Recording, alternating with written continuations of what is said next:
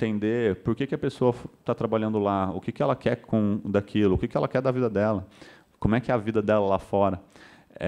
Então, não só entender a relação dela no dia a dia de trabalho, mas a vida dela como um todo. E aí algumas coisas que a gente pode fazer para conhecer melhor as pessoas que estão ao nosso redor, para conhecer um pouco melhor os nossos funcionários, as pessoas que trabalham com a gente. Primeiro é conversar com o estranho. Aquela regra que a sua mãe fala para não fazer quando a gente cresce é importante. Conversar com estranhos, com pessoas que você não conhece, vai justamente abrir a sua visão de mundo, fazer com que você conheça as novas realidades e estar mais preparado para elas. Assim, a gente consegue desafiar os nossos preconceitos.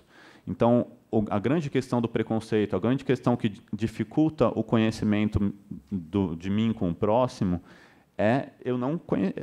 realmente eu não conhecer, eu não saber como é o dia daquela pessoa, ou as vontades daquela pessoa, a história daquela pessoa.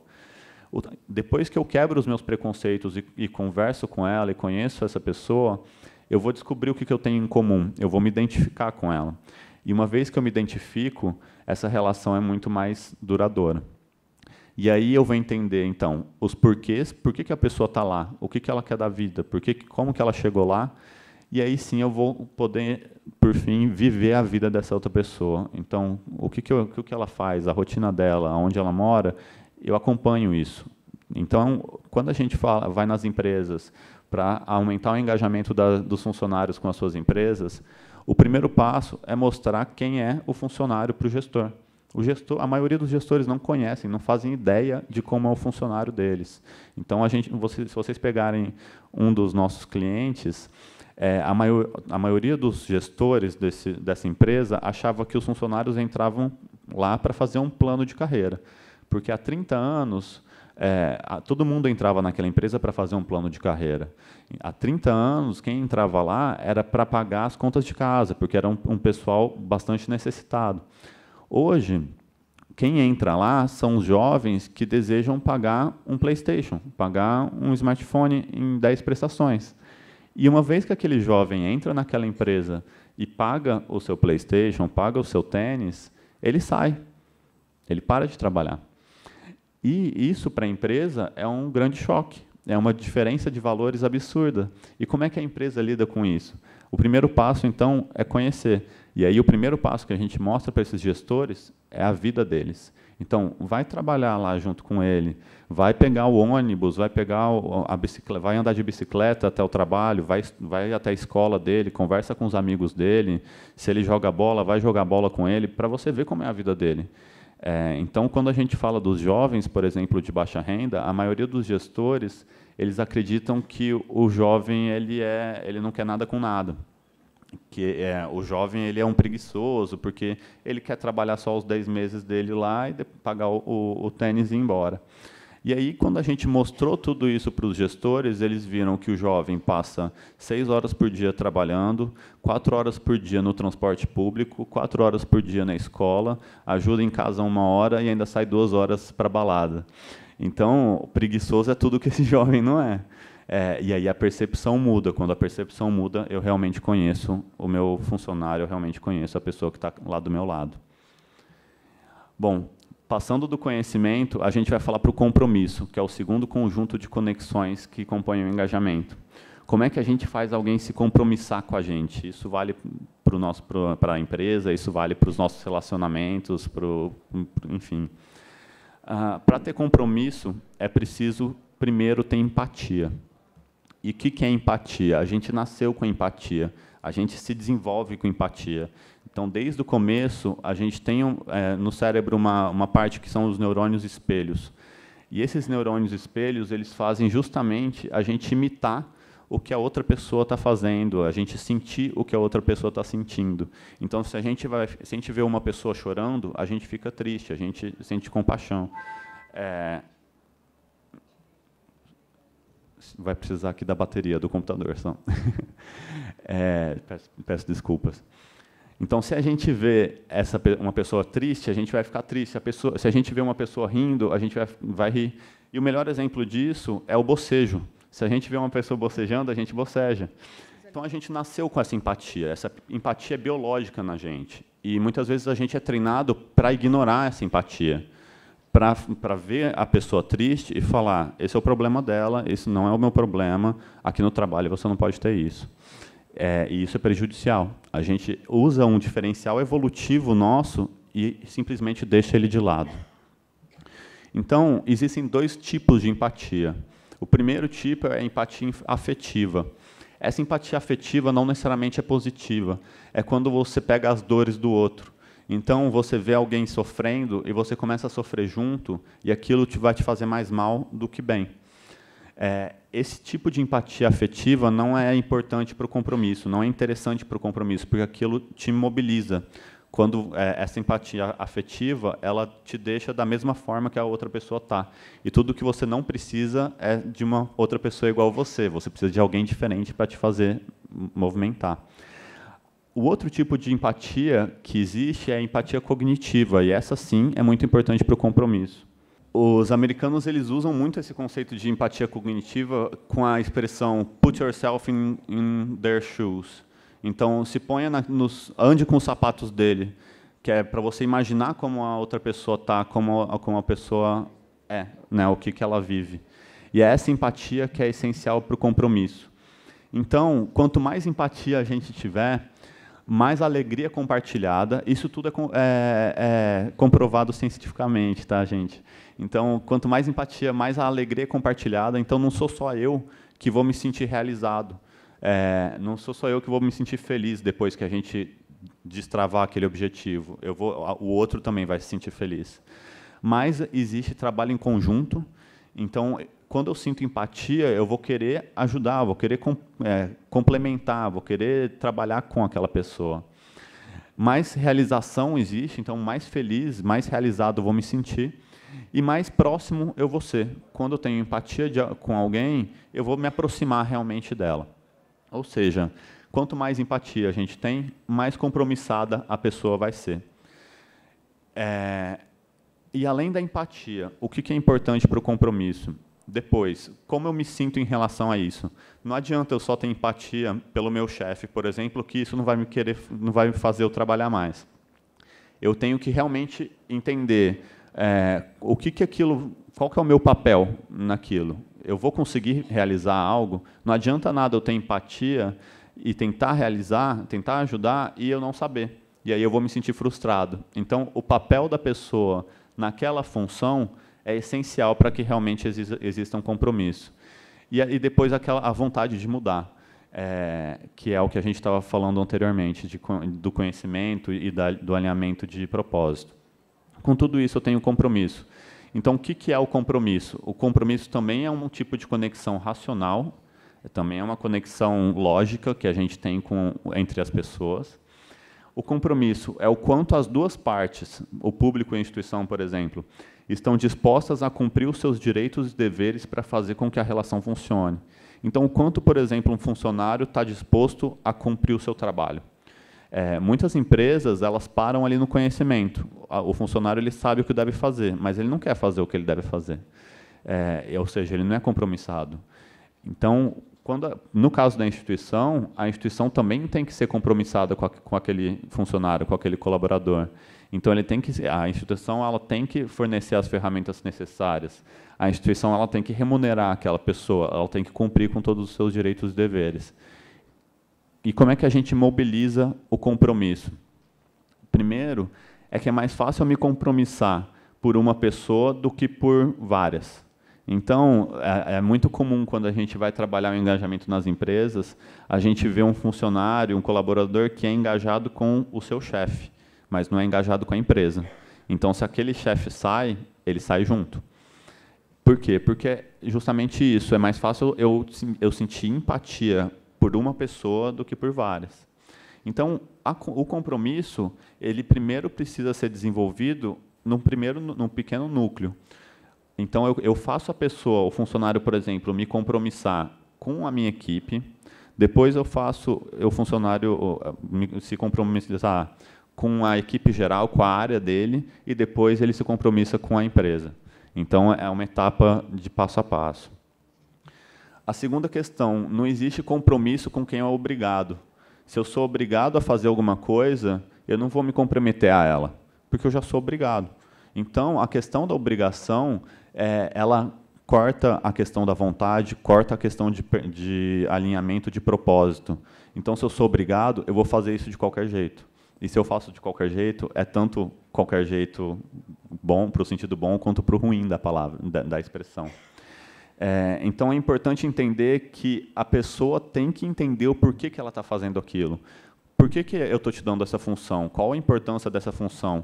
E o mais importante, o que a sua função vai impactar no bem geral e na função geral da empresa.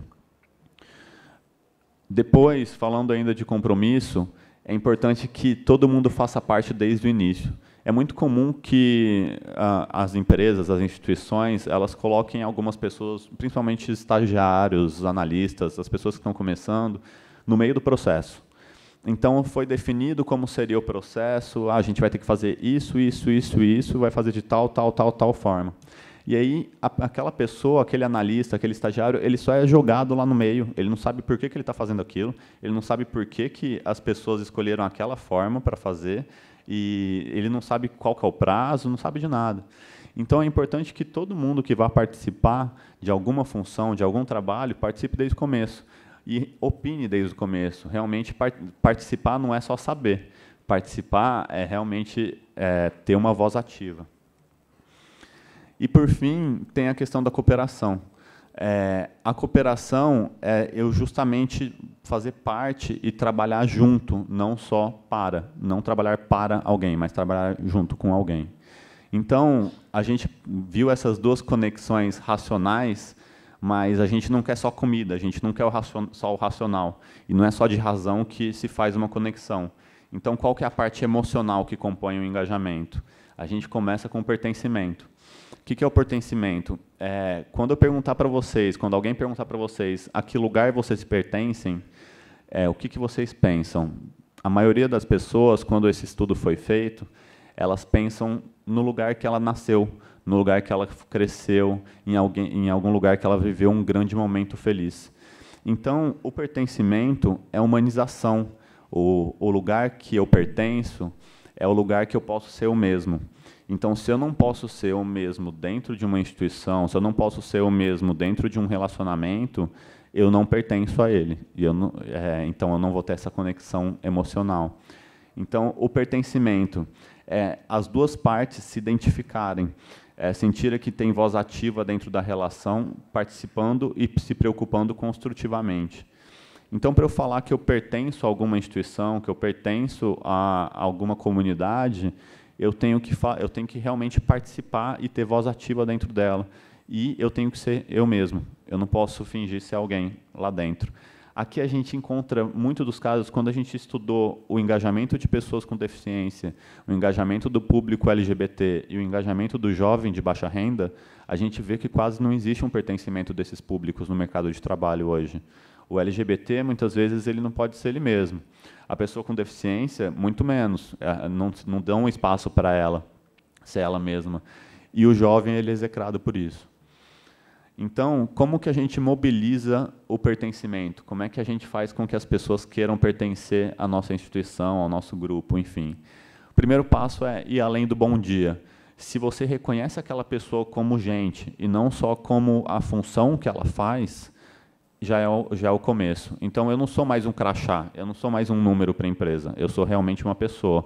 Eu não sou mais o porteiro, eu sou o João, que mora ali naquele bairro, que tem tantos filhos, que vive dessa forma. Então, eu sei realmente quem aquela pessoa é, e não só a função dela. É muito comum também a gente, quando vai em algumas instituições, apresentam, esse é o João, que é o nosso diretor, essa é a Maria, que é a nossa coordenadora, e aí esse é o nosso estagiário e essa é a nossa pessoa com deficiência. Não fala nem o nome da pessoa. Então, é muito comum a gente ver nas instituições as pessoas serem tratadas pela função que ela tem. E isso a gente vê que já é um dos principais problemas para realmente engajar essas pessoas. A segunda questão é a confiança. Para eu pertencer em um lugar, eu tenho que ter confiança com você. E a confiança é construída em momentos super delicados que são chamados dos sliding doors moments. Então, é aquele momento que a porta está fechando. Então, por exemplo, vou dar uma situação de confiança que a gente vê muito. O seu filho está doente e você precisa faltar. Você fala com o seu chefe e fala, olha, meu filho está doente e eu preciso faltar, a porta está fechando. Se o seu chefe fala, não, eu entendo perfeitamente sua situação, sem problema, vai lá que a gente cobre a tua, aquela porta, ela volta a se abrir, ela não fecha. Se o seu chefe fala, isso não é da minha conta, aquela porta fecha, e a confiança que você sentia no seu chefe, você não vai sentir mais. Então, esses momentos que a porta está fechando são essenciais para construir o pertencimento. A terceira questão é o fazer parte. Então, como eu já falei, você tem que participar, ter uma voz ativa, colaborar. Tem um exemplo muito bom nisso daqui, em uma empresa que a gente trabalhou, que era uma empresa que tinha uma cadeia hierárquica gigantesca, e aí eles falaram para a gente, pô, Jean, como é que eu faço lá o meu atendente no balcão participar das decisões estratégicas da empresa? Aí a gente falou para eles, olha, você não precisa fazer com que eles participem das decisões estratégicas, vamos aumentar tantas lojas, vamos ir para tal direcionamento, mas as mesmo pequenas decisões já importam. Então, eles iam, por exemplo, reformar o banheiro de todas as lojas. Aí a gente falou para eles, por que vocês não perguntam para os funcionários o que eles querem ter no banheiro? E aí eles vão sentir que eles estão participando daquela construção, estão tendo voz ativa. E aí eles perguntaram, funcionários, o que vocês gostariam que o banheiro tivesse? Entendendo que existem tais limitações, né? É uma empresa de 80 mil pessoas, então não foi um processo tão simples assim. Mas perguntaram, e aí a maior surpresa, eles iam colocar, enfim, o banheiro, tal, o vestiário e só. E a maior surpresa é que o grande pedido para ter naquele banheiro era chapinha. Então, o maior pedido é, tem a chapinha do banheiro. E aí a gente foi entender o porquê, né? Foi mostrar porquê. A maioria dos funcionários daquela empresa eram jovens. E jovens de baixa renda que moravam muito longe do emprego deles. Demoravam 2, 3 horas para chegar até lá. Então, quando eles saíam à noite, eles iam direto do trabalho. E muitas vezes eles pediam demissão do emprego para trabalhar perto de onde eles moram, só porque dava tempo de se arrumar para ir para a balada. Então, quando a empresa ouviu e falou, olha, põe uma chapinha, um investimento de 60, 80 reais, não sei, põe uma chapinha, e aquilo diminuiu o turnover, diminuiu a rotatividade da empresa, você vê a importância do pertencimento, você vê a importância do fazer parte. Eles não fizeram parte de uma decisão estratégica da empresa para definir o futuro, enfim, mas cada um de nós tem que fazer parte de um pedacinho que nos é correspondente, e aí a gente vai se identificar mais, a gente vai estar mais engajado com isso. E aqui no pertencimento também tem a questão do cooperar. Então, cooperar é quando 2 indivíduos trabalham juntos para criar um benefício para o grupo todo. Então, cooperar, muitas vezes, é você abrir mão um pouquinho do que você ganharia com aquilo para que todo mundo ganhe com aquilo. E uma das grandes questões da cooperação é que ela também está relacionada à confiança. Se você coopera, se o meu chefe cooperou comigo naquele caso que o meu filho estava doente, o meu cérebro ele vai soltar alguns hormônios relacionados à recompensa e ao prazer. Então, eu vou ficar feliz com aquilo. E eu vou ter cada vez mais emoções positivas relacionadas àquele emprego, àquela pessoa. Se eu não coopero, o meu cérebro vai soltar alguns hormônios relacionados ao desprazer e à rejeição. Então, eu vou sentir asco, vou sentir nojo, e cada vez mais eu vou ficar triste com aquela instituição ou com aquela pessoa.